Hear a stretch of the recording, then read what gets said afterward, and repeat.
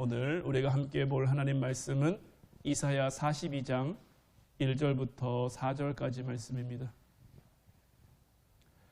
이사야 42장 1절부터 4절까지 말씀, 우리 다 같이 한 목소리로 말씀 함께 보도록 하겠습니다. 내가 붙드는 나의 종, 내 마음에 기뻐하는 자, 곧 내가 택한 사람을 보라. 내가 나의 영을 그에게 주었은즉 그가 이방의 정의를 베풀리라.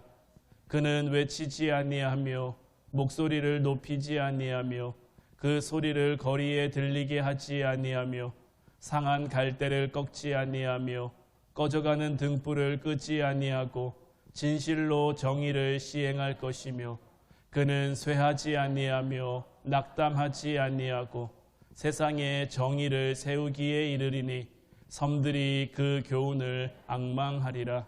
아멘. 할렐루야. 오늘 이 시간에는 내 마음에 기뻐하는 자라는 제목으로 우리가 함께 말씀 나누며 하나님의 은혜를 함께 나누기를 소망합니다. 오늘 말씀을 보면 하나님께서 그의 창조와 그가 가지신 목적을 성실히 이루시고 완성하기 위해 그의 종을 세우신다라고 말씀하셨는데, 오늘 본문 1절 말씀을 다시 보면 내가 붙드는 나의 종, 내 마음에 기뻐하는 자, 곧 내가 택한 사람을 보라. 내가 나의 영을 그에게 주었은즉 그가 이방의 정의를 베풀리라 라고 되어 있는데, 여기서 말하는 이 정의는 우리가 이해하는 그 정의보다 훨씬 더 큰 범주의 정의를 가리켜 말합니다. 하나님을 아는 지식이고 하나님의 거룩하심을 담고 또 그것을 담아내는 어떤 영광과 명예와 위대함을 가리켜 말하고 있는 것. 이 종은 궁극적으로는 예수 그리스도 안에서 성취되고 증거될 것이며, 우리가 살아가는 그 역사 가운데 우리의 삶 가운데 실제로 오셔서 하나님의 약속과 뜻을 이루어내실 것. 그리고 예수님께서는 이 모든 것들을 그의 생애와 그의 죽음과 그의 부활을 통해서 우리에게 증명해 내셨죠. 이어서 2절부터 4절까지 말씀 보면 그는 외치지 아니하며 목소리를 높이지 아니하며 그 소리를 거리에 들리게 하지 아니하며 상한 갈대를 꺾지 아니하며 꺼져가는 등불을 끄지 아니하고 진실로 정의를 시행할 것이며 그는 쇠하지 아니하며 낙담하지 아니하고 세상에 정의를 세우기에 이르니 섬들이 그 교훈을 앙망하리라.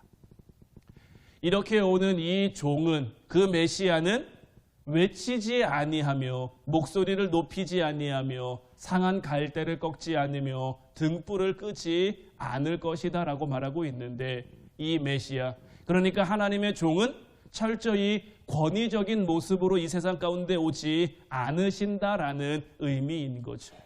하나님은 그의 뜻을 성취하기 위하여 부르시는 그 모든 종마다 이미 이름부터가 종이죠. 종은 무엇입니까? 주인의 의지를 가지고 주인의 뜻대로 행하는 사람입니다.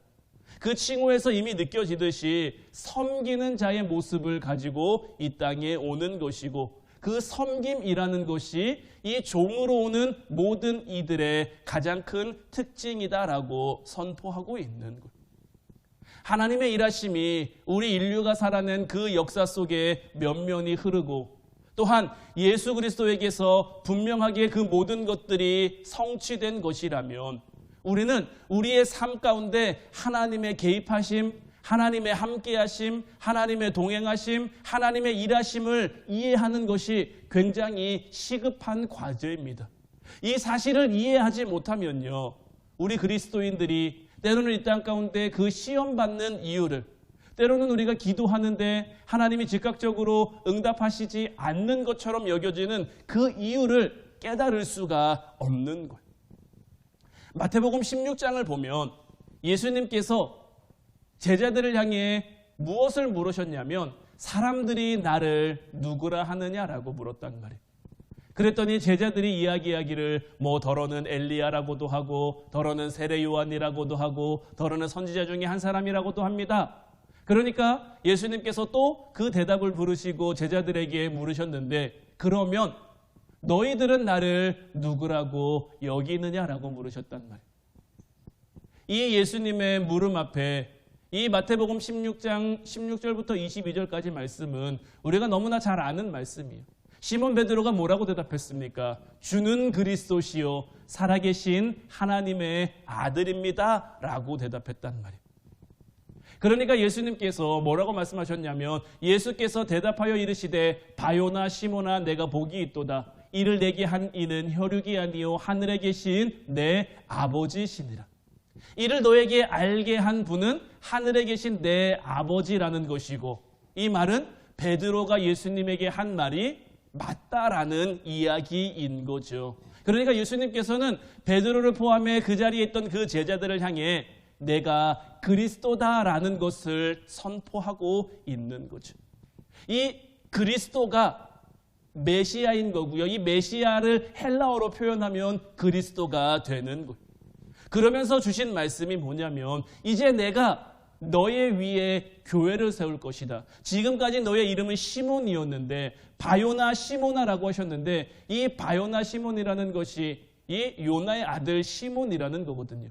그래서 시몬의 이름을 베드로라고 바꿔주시면서 내가 이 반석 위에 교회를 세울 건데 음부의 권세가 이기지 못할 것이다 라고 말씀하셨어요.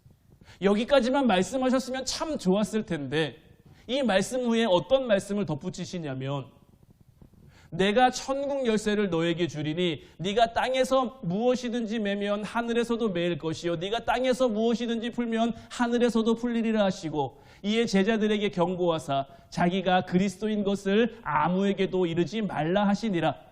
이때로부터 예수 그리스도께서 자기가 예루살렘에 올라가 장로들과 대제사장들과 서기관들에게 많은 고난을 받고 죽임을 당하고 제3일에 살아나야 할 것을 제자들에게 비로소 나타내시니 라고 되어 있단 말이에요.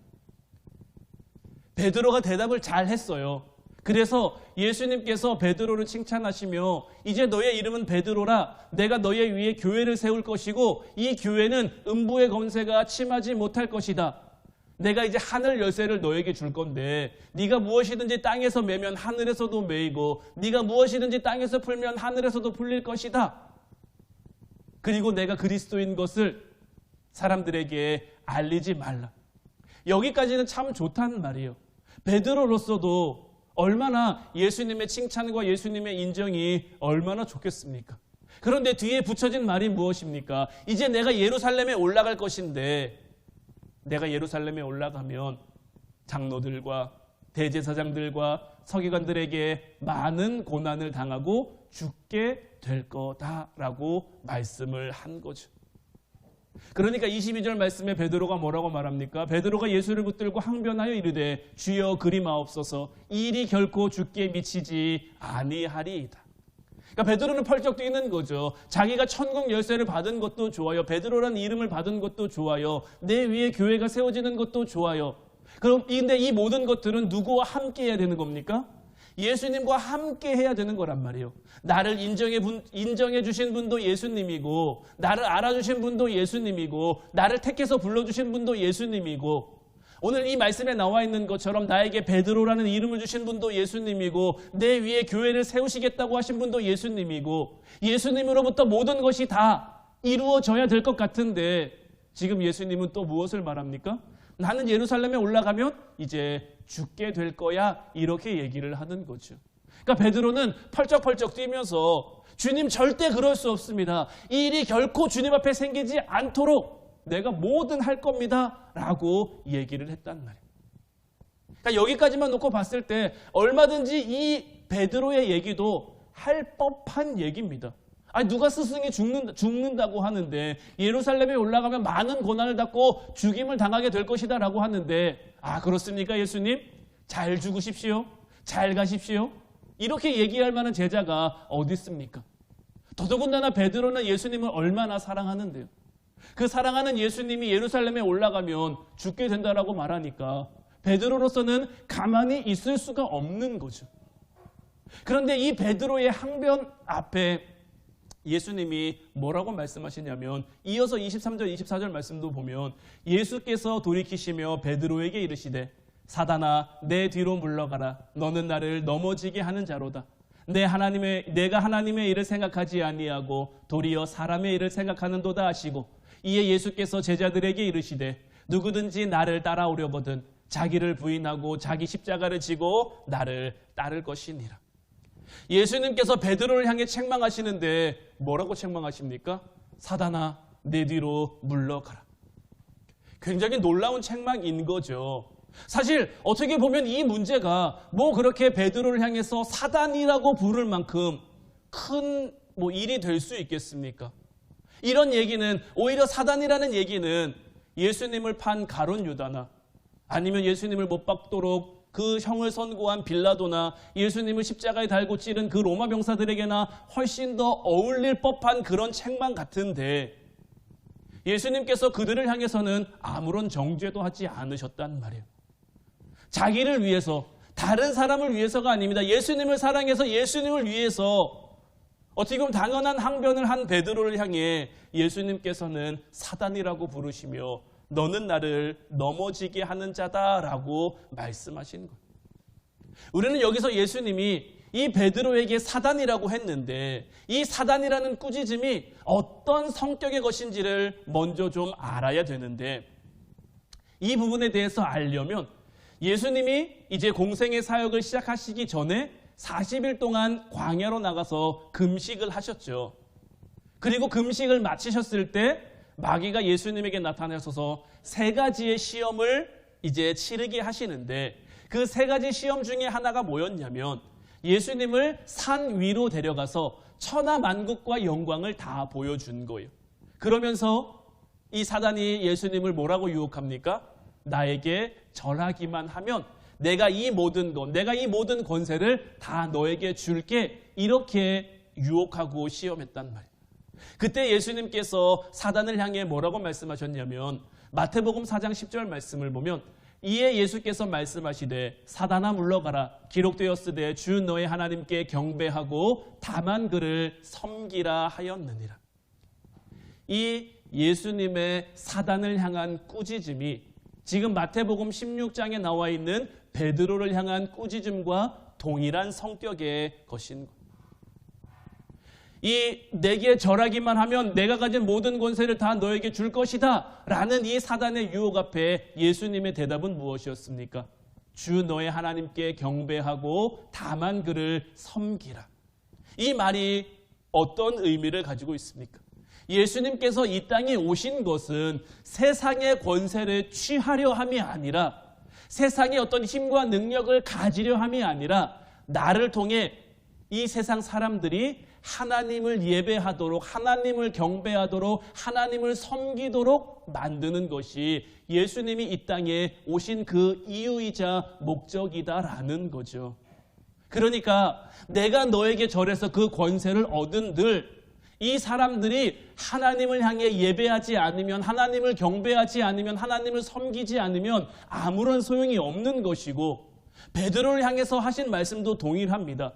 예수님이 십자가를 지시고 죽으시는 이유가 무엇입니까? 우리로 하여금 하나님께 나아갈 수 있는 그 길, 하나님을 예배할 수 있는 그 길을 우리에게 열어주시기 위함인 거잖아요. 그런데 예수님께서 이 일을 이루시기 위해 하나님이 우리의 어떤 경배를 받으시게 하는 것, 하나님이 우리의 예배를 받으시게 하는 것에 어떤 강제성을 동원하지 않으신다라는 것. 여기에 예수 그리스도의 성육신 사건과 십자가 사건이 있는 거예요.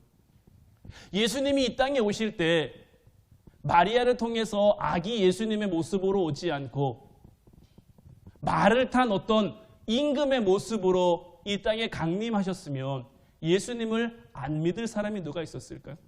예수님을 안 따를 사람이 누가 있었을까요? 예수님이 행할 수 있는 그 능력 가지고 정말 성전을 무너뜨렸다가 다시 3일 만에 세우셨으면 예수님을 인정하지 않을 사람이 누가 있었을까요? 정말 하다못해 십자가에 달리셨어요. 사람들이 네가 예수님 하나님의 아들이면 십자가에서 내려와 봐라 했을 때, 그때 자 봐라 그러면서 십자가가 막 하늘에 뜬다든지, 예수님이 십자가에서 짠하고 멋지게 하늘로부터 막 광채가 나고 그렇게 내려오셨다면 하나님의 이 예수님의 권위를 인정하지 않을 만한 사람이 누가 있었겠습니까? 그런 방법 예수님 얼마든지 하실 수 있죠. 얼마든지 이루실 수 있죠. 하지만 이 모든 것들은 하나님이 우리로 하여금 하나님을 오롯이 인정하고 깨닫게 하기 위한 그 방법인 거예요. 내가 그런 것들을 봤다고 믿는 게 아니라 그런 거 보지 않고도 하나님의 마음을 내가 느끼기에, 하나님의 그 사랑을 내가 깨닫기에 나도 하나님을 사랑하며 하나님을 경배하며 하나님을 섬기며 하나님을 예배하는 것, 이것이 하나님이 우리를 향해 품으신 그의 뜻과 어떤 목적과 계획하심인 거예요. 그런데 우리는 이 땅을 살아가면서 자꾸 이 문제에 대해서 무지한 거예요. 그러다 보니까 우리의 생각과 우리의 마음도 다 베드로처럼 되는 거예요. 내가 믿는 자로서 이 땅을 살아가면서 하나님 나라가 힘을 가졌으면 좋겠고 하나님 나라가 권세를 가졌으면 좋겠고 그래서 이 세상을 깨고 이기고 무언가 위에 섰으면 좋겠다라고 자꾸 생각하는 거죠. 그런데 우리 예수님께서 주시는 말씀은 그렇지가 않다라는 거예요. 이 힘의 논리에 대한 문제는 제자들을 통해서도 또 한 번 나타납니다.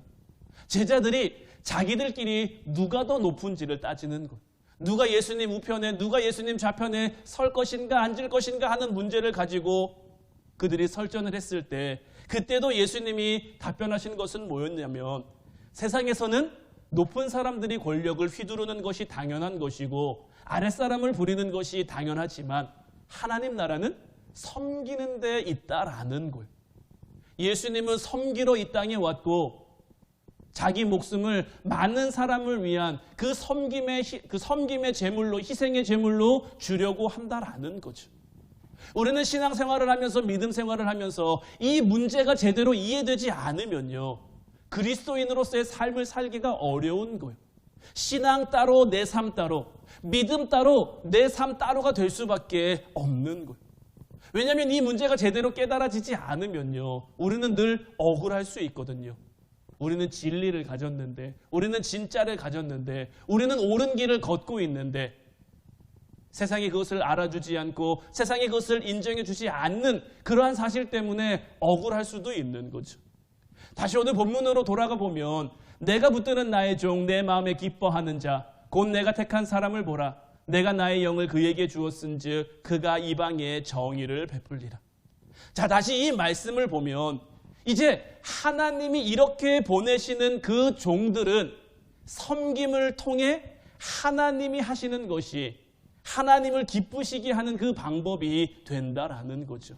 하나님이 그의 마음을 펼쳐가는 곳, 하나님의 계획을 이루어가는 곳에 그 종의 자리가 있는 것이고 그 종은 그 자리에서 무언가 군림하고 위에 있는 자가 되는 것이 아니라 오히려 겸손한 모습으로 섬기는 자가 된다라는 것.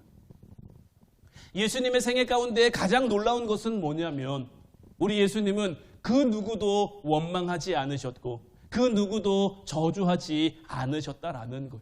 그저 예수님에게 이루어진 그 모든 것들을 다 감내하며 감수하실 뿐인 것.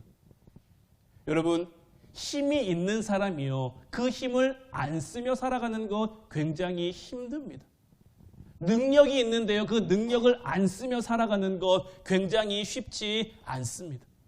예수님께서 공생애를 시작하실 때 세례 요한에게 가서 세례를 받으셨는데 그때 하늘이 열리고 비둘기 같은 성령이 예수님에게 임하며 하늘에서 소리가 났단 말이에요.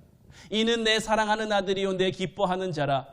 여기서 기뻐하는 자라는 것은 이제 예수님이 감내하실 그 순종을 가리켜 말씀하시는 것이기도 하지만 하나님이 요구하신 그 길, 하나님이 기뻐하신 그 길, 그러니까 어떤 의미에서는 지금 하나님이 예수님에게 요구하신 그 길은 어떤 길입니까? 이기는 길이라기보다는 세상에 지는 길이죠. 그 길을 걸어가는 것을 가리켜 말하고 있는 거예요. 그런데 자꾸 우리는 신앙생활하면서 믿음 생활하면서 이게 낯선 거예요. 우리가 살고 있는 현실이 어떻게 보면 세상은 힘의 논리에 의해서 결정되는 거잖아요. 힘 있는 사람이 잘 살고 능력 있는 사람이 잘 살고 돈 있는 사람이 잘 살고, 그래서 이 길에 걸어서면 힘 있는 사람이 되려면 자기의 경쟁자들을 자꾸 꺾어야 된단 말이에요. 그들을 밟고 일어서야만 내가 높은 곳에 올라가고 있고 내가 높은 곳에 올라가야만 뭔가 세상 가운데 잘 사는 것처럼 여겨지는 그런 것이 우리가 살고 있는 이 세상의 힘의 논리인 거죠. 그래서 우리는 자꾸 이 지고 이긴다라는 그 말에 대해서도 오해하는 성향이 있는데, 로마서 15장 1절로 3절 말씀 보면 믿음이 강한 우리는 마땅히 믿음이 약한 자의 약점을 담당하고 자기를 기쁘게 하지 아니할 것이라. 우리 각 사람이 이웃을 기쁘게 하되 선을 이루고 덕을 세우도록 할지니라. 그리스도께서도 자기를 기쁘게 하지 아니하셨나니 기록된 바 주를 비방하는 자들의 비방이 내게 미쳤나이다 함과 같으니라. 하나님의 기쁘심은요, 우리를 기쁘게 하는 겁니다. 우리를 영광되게 하는 겁니다. 우리를 만드신 창조주 하나님이 우리 위에 군림하시는 것이 아니라, 우리에게 강요하시는 것이 아니라 우리를 하나님의 뜻대로 깨달아 가게 하시는 거예요. 하나님의 어떤 그 선하심과 하나님의 그 인자하심을 우리에게 보여주시면서 그것을 통해 우리 하나님이 이런 분이구나 라고 우리 스스로 하나님 앞에 항복하고 돌아오게끔, 내가 지금껏 잘못 알았습니다. 내가 지금까지 잘못된 방향으로 살았습니다. 이 항복은 세상이 말하는 그 항복과 전혀 다른 거죠. 이것은 우리에게 주어진 그 하나님의 영광에 관한 것. 하나님을 깨달음으로 우리가 얻게 된, 우리가 갖게 된 그 만족과 기쁨에 대한 것. 사도 바울이 예전 사울이었을 때 자기가 하나님을 굉장히 사랑한다고 생각했습니다. 하나님 제일 앞에 있는 자라고 스스로 자부심을 가지고 있었단 말이에요. 그런데 다메섹 도상에서 예수님을 만나고 보니까 지금껏 자기가 걸어왔던 길이 잘못된 방향이었다는 것을 알게 되죠. 그것을 알게 되니까, 그것을 깨닫게 되니까 이제 그 스스로 그가 걸어가는 삶의 방향을 바꿉니다. 이 삶의 방향을 바꾸는 게 회개죠. 이 회개의 과정을 통해서 사도 바울이 정말 온전한 믿음의 사람으로 세워지는데, 이전의 삶과 이후의 삶을 비교해 보면 세상적으로는 어떤 삶이 더 나아 보입니까? 이전에는 인정받는 삶이었잖아요. 이전에는 대우받는 삶이었잖아요. 이전에는 위에 있는 삶이었잖아요. 그런데 이후, 예수님을 만난 이후의 삶은 어떻습니까? 핍박받는 삶이잖아요. 박해받는 삶이고 고난받는 삶이잖아요. 그런데 사도 바울이 단 한 번이라도 나는 내가 이렇게 걷게 된 이 길을 후회한다, 나는 내가 이렇게 길 걷게 된 것이 실망스럽다, 이런 식으로 표현한 적이 단 한 번이라도 있습니까? 오히려 이전의 것을 배설물이라고 여기며 그것을 기꺼이 내려놓을 수 있는, 그것을 기꺼이 버릴 수 있는, 사도 바울이 이렇게 할 수 있는 그 이유가 어디 있겠습니까? 하나님을 제대로 만난 그 만족감이, 하나님을 제대로 알게 된 그 기쁨이 사도 바울을 충만하게 채웠기 때문에 다른 세상 무엇과도 비교할 수 없는 거죠. 예수 그리스도의 공생애가 가지는 가장 중요한 내용 가운데 하나가 뭐냐면 하나님이 이 땅에 오셨다라는 것이고 우리를 섬긴다라는 것. 하나님이 이 땅에 오셔서 우리를 섬겨주신 것. 그것이 우리의 배신, 우리의 무지, 우리의 못남, 우리의 연약함, 우리의 부족함, 이 모든 것들을 통틀어 그런 것들과는 전혀 상관없이 너는 못나니까 안 돼, 너는 부족하니까 안 돼, 내 섬김을 받고 싶으면 이 부족함을 채워와, 이 못남을 채워와, 고쳐와, 이렇게 말씀하시는 것이 아니라 우리가 아직도 부족하고 여전히 연약하지만 그럼에도 불구하고 우리를 섬겨주시며 그 섬김을 통해서 우리가 나아갈 수 있도록, 우리가 성장할 수 있도록 하나님이 우리에게 그렇게 하신다라는 거죠. 그리고 이것이 우리에게 임마누엘이 되는 것. 하나님이 우리와 함께 하신다라는 뜻이 임마누엘인데, 임마누엘은 우리에게 이런 거예요. 하나님이 우리에게 찾아와 주셨어요. 우리와 똑같은 몸으로 우리에게 찾아와 주셨어요. 그리고 우리를 섬겨주시는 거예요. 우리를 위해 주시는 거예요. 우리를 위해 기도해 주시는 거예요. 그런데 이 로마서 15장 3절 말씀 보면 기록된 바 주를 비방하는 자들의 비방이 내게 미쳤나이다 라고 되어 있는데, 이 주를 비방한다라는 것이 무엇입니까? 하나님을 모르는 것, 하나님을 거부하는 것, 하나님의 뜻을 알려고 하지 않는 것을 가리켜 말하는 것. 그 모든 것이 우리가 아는 대로 말하자면 하나님을 향한 어떤 배신이자 배반이 되는 거죠. 그런데 하나님께서는 그런 우리의 기만, 위협, 보복이 되는 그 모든 것들을 다 끌어안으신 거예요. 이 로마서 15장 3절 말씀은 시편 69편에 나와 있는 이 다윗의 시를 인용한 건데, 시편 69편 7절부터 9절까지 말씀을 보면 내가 주를 위하여 비방을 받았사오니 수치가 나의 얼굴에 덮였나이다. 내가 나의 형제에게는 객이 되고 나의 어머니의 자녀에게는 낯선 사람이 되었나이다. 주의 집을 위하는 열성이 나를 삼키고 주를 비방하는 비방이 내게 미쳤나이다. 이 시편 69편은 말씀드린 것처럼 다윗의 시인데 그가 얼마나 많은 곤욕을 당하며 억울함을 당하고 있는지, 그리고 그 당하고 있는 고난이 얼마나 심한지를 하나님 앞에 호소하는 시인데, 이 다윗의 호소는 내가 지금 당하고 있는 이 억울함, 내가 당하고 있는 이 고난을 빨리 해결해 달라고, 구원해 달라고 말하는 그런 간단한 간절함을 표현한 시가 아닙니다. 이 9절 말씀을 보면 그러니까 주의 집을 위하는 열성이 나를 삼키고 주를 비방하는 비방이 내게 미쳤나이다라고 되어 있는데, 이 말이 무슨 이야기냐면, 그러니까 다윗을 아는 다른 사람들이 보니까 다윗을 향해 이야기를 하는 거예요. 네 처지를 보니까 하나님이 있다는 거 진짜 맞아? 네 꼴을 보니까 너는 하나님 앞에 버림받은 거 아니야? 네 처지를 보니까 네가 믿는 하나님은 힘이 없는 하나님인 거 아니야? 이렇게 다윗을 향해서, 또한 다윗이 믿는 하나님을 향해서 비방하고 있다라는 거예요. 그런데 다윗은 이 시편 69편을 통해서 어떤 고백을 하냐면, 이런 비방마저도, 내가 약해서 받는 비방, 내가 부족해서 받는 비방, 이런 모든 것들까지도 하나님이 일하시는 그 범위, 하나님의 승리를 위한 하나님의 수단이자 방법이다라고 이야기를 하고 있는 거예요. 그러니까 이것이 뭐냐면, 우리가 말씀 묵상으로 욥기의 말씀을 봤죠. 욥의 친구들이 욥을 향해 뭐라고 비방합니까? 네가 지금 당하고 있는 어려움을 보니 너에게 뭐가 있는 거예요? 죄가 있는 거죠. 너에게 뭔가 잘못이 있으니까 하나님이 너를 그렇게 한 거지, 너에게 뭔가 죄가 있으니까 하나님이 너를 치신 거지. 그런데 하나님이 욥의 고난을 통해서, 욥의 그 아픔을 통해서, 욥의 그 삶의 자리를 통해서 말씀하신 것이 무엇입니까? 너의 그 모든 것들을 통해 나는 일하고 있다죠. 너의 지금 억울함이, 너의 지금 분함이, 너의 지금 속상함이 내가 일하는 자리고, 나는 그것을 통해서도 나의 나됨, 하나님의 하나님 되심을 증언한다라는 거예요. 그리고 이렇게 욥을 만들어 가셨고 욥의 친구들을 세워 가신 거죠. 다윗도 마찬가지입니다. 내가 당하고 있는 이 고난이, 내가 당하고 있는 이 아픔이 단순히 하나님이 나를 치시는 것이 아니라 이것을 통해 나를 만들어 가신다.